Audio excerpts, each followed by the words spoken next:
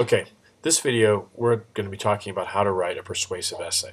Now, we've talked about all this in class. You've got a lot of information in your notes. You've seen a PowerPoint. In fact, I've even sent the PowerPoint home. But I figured that you might need a little bit of explanation to go along with it. So if you watch this video, which is a little bit longer than most of them, you'll get a real good idea of what you should be doing in order to write your persuasive essay. Okay? So let's take a look.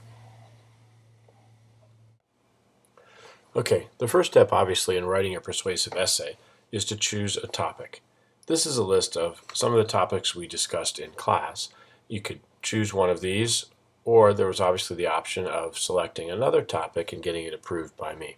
But let's assume that you've got your topic. Now, once you have the topic, obviously there are two different sides to that issue. So what you have to do is you've got to create a tree map. Now, there's one of two separate tree maps you can have. If you're debating the merits of two separate things, such as this example, vanilla ice cream versus chocolate ice cream, you're going to want one that looks like this, okay? Where you've got the merits of one side versus the merits of the other. Now, if instead you chose an issue that has a yes or no answer, like this one, should minors have a curfew?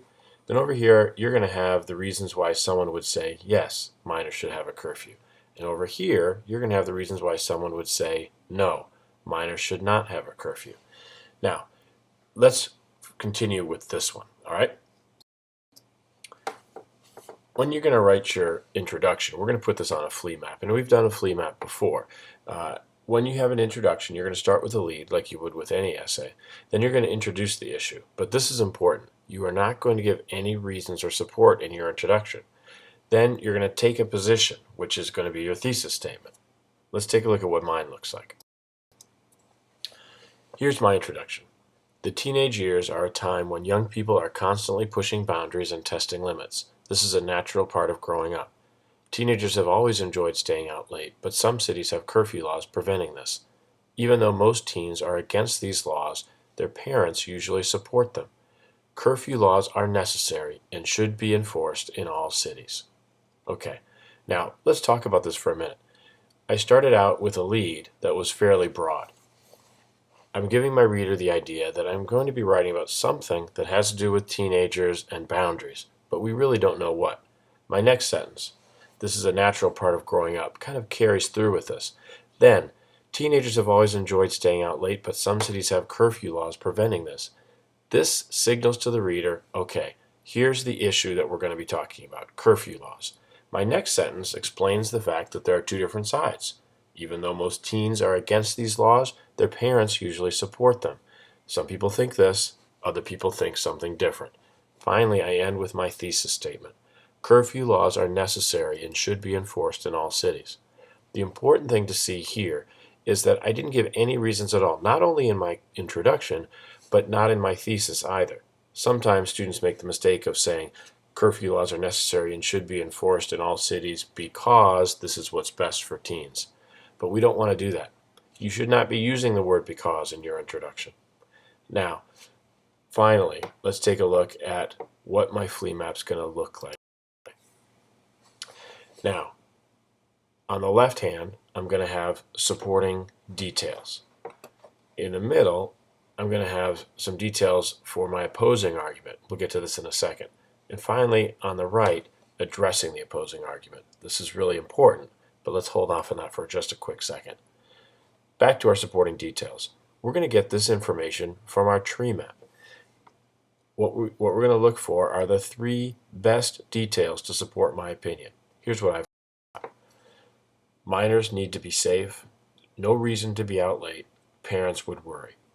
Notice that I've just got quick little phrases, like bullet points. These are the three most important reasons why I think minors should have a curfew. Okay?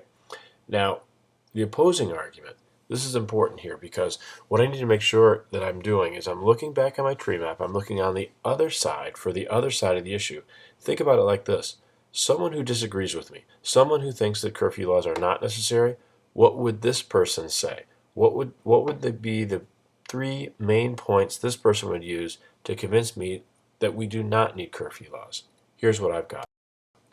First, there are unforeseen circumstances, meaning, Okay, I know that there's a 10 o'clock curfew. I was doing my best to get home in time, but something came up. And so because things can sometimes come up, maybe we shouldn't have a hard and fast curfew law. That's one argument. Next, it takes away individual freedom. Well, sure. So that's what I'm saying. If if this is the United States of America, I should be able to come home when I want. Next, parents should decide. It should be up to the parents to make these curfew decisions, not the government. So those are the 3 points that an opponent would bring up in arguing against the need for curfews. Now here comes the most important part of my essay, the most important part of my planning. I have to address these 3 concerns that the opposition brings up. Here's how I do this. I address them directly. The arrows are there so that you can see which argument is being addressed. So first, someone says that there are unforeseen circumstances. My response to that is that unforeseen circumstances are no excuse. You need to make a plan. If you know that you have to be home by 10 o'clock, be home by 10 o'clock. People will say, of course, that it takes away individual freedom. Well, obviously, minors do not need freedom. There are plenty of things that we do not allow minors to do. Just because this is the United States does not mean that everyone gets to do what he or she wants. Then people will say that parents should decide. Well, again, we have lots of laws that protect children regardless of what their parents may think. Okay? We force parents to put their babies into car seats. Some parents make bad choices. And so this is a situation where we need to protect children regardless of what their parents may think. So there's how I've addressed the 3. Now, finally, we're going to have a conclusion. Let's take a look at our conclusion. You're going to restate your position, not word for word. You're going to summarize your argument, and then you're going to end with a call for action, which echoes your lead. Let's take a look at what this means. Look at mine. It is clear that students need curfew laws to keep them safe. Teens will always want to stay out late, but the threat of their safety is too great. Cities must enforce curfew laws immediately in order to protect young people. Without these laws, teens may pay the price for crossing boundaries that exist for their own good. Okay, so let's take a look at how I've restated my thesis. In my introduction, my thesis said, curfew laws are unnecessary and should be enforced in all cities. Down in my conclusion, I'm saying the same thing, but in different words. It is clear that students need curfew laws to keep them safe. Okay, so I'm reminding the reader, this is what I have said, and now it's clear. Teens will always want to stay out late, but the threat to their safety is too great. I'm summarizing my argument. I could even extend that summary to list all 3, that minors need to be safe, there's no reason for them to be out late, and parents are worrying. Cities must enforce curfew laws immediately in order to protect young people. There's the call to action. I'm letting you know this is what we should do. Not only do we need curfew laws, but everyone needs curfew laws. And then my closing statement. Without these laws, teens may pay the price for crossing boundaries that exist for their own good. Remember where we started in my lead. I was talking about young people constantly pushing boundaries. By using that phrase, crossing boundaries that exist for their own good, I'm reminding the reader of where we started. This is a good technique to use, looping back to your lead. Okay, now, we've got all of our planning done. Your flea map should look just like this page, like this screen here, where you've got your introduction on the top, you've got details in the middle for your body paragraphs, and then you've got a conclusion on the bottom. But how do we write this essay? The next step, of course, is to start your rough draft. Now, the first thing you're going to do is look at your introduction. You're going to look at your introduction, and this is your second shot at it. If you want to fix your introduction, now's the time to do it. If you're happy with your introduction, leave it be and move on to our body. So, take a look over here at the supporting details. This is going to be the backbone of my first body paragraph. This, the opposing argument, is going to make up my second body paragraph. Finally, when I'm addressing the opposing argument, that will be my third body paragraph. Let's take a look at how I'm doing it. Back over here, supporting details. Here's body paragraph 1. Now, all I'm doing is I'm going to have a topic sentence, then I'm going to take my details, my supporting details from my flea map, and expand them. I'm also going to add a little bit of support, but we'll get to that in a second. So, there are several reasons why there should be a curfew for minors. Minors need to be protected, and the best way to do this is to make sure they aren't out late at night. There is no reason for teens to be out past 10 o'clock, since nothing good can happen at that hour. In fact, a recent study showed that youth crime dropped 15% in cities with curfews. Finally, if a teenager is not safe in his bed, his parents will certainly be worried. So I haven't done any thinking here. All I've done is taken these details, put them into a paragraph. I've taken these details, put them into a paragraph, and expanded it a little bit. Also, look at this. I've added some statistics to support one of my points, and I've cited it down here on the bottom. Now, here's body paragraph number 2. I'm doing the same thing. I'm taking information from my flea map and creating a paragraph. I've got a topic sentence. Some people might argue that minors should not have a curfew. They would probably say that unforeseen circumstances could cause someone to get home late, or that curfew laws take away individual freedom. They might even argue that parents, not the city, should make curfew decisions for their children. The opposition is wrong on all 3 counts. Let me point out a couple key things here. First, obviously, I've expanded on my points from my flea map. But here are the critical things. I need to make it clear that this isn't what I believe. This is the opposing argument. So I've got phrases like, some people might argue. That makes it clear that it's not me. I'm distancing myself.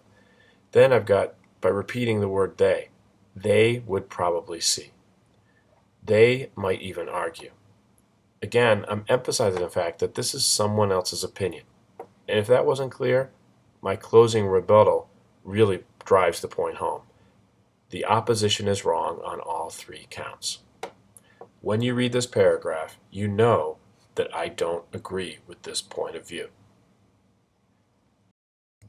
But even if you're wondering still, now I'm going to explain why I don't agree. Body paragraph number 3. This is the most important part of the essay, where I'm addressing the opposing argument. Let's take a look at how I did this. While some might argue against curfew laws, their arguments are weak. If you are worried that something unforeseen might cause you to be out past curfew, you should simply make a plan. Being unprepared is no excuse. The opposition also argues that minors need freedom, but this is wrong. They need safety and protection. Finally, we all know that parents do not always do what is best for their children, so we cannot assume that all parents will make the right decision in this case. Clearly, we can disregard all 3 of these arguments. So what I've done in this paragraph is I've taken my opponent's arguments, and one by one, like checking off a list, I have rendered them irrelevant. By doing this, you're sealing up your argument. Not only are you telling your reader, here's what I think we should do, I'm also telling the reader, here's why other opinions are wrong. There's nowhere to go, nowhere the reader has to go except to agree with me. So there you have it. That's how you write your persuasive essay. So that's all there is to it. If you follow that plan, make sure you follow your flea map, you'll be fine, and you will have a great persuasive essay. So that's it from the Waddles Writing Institute. Until next time, remember, keep writing.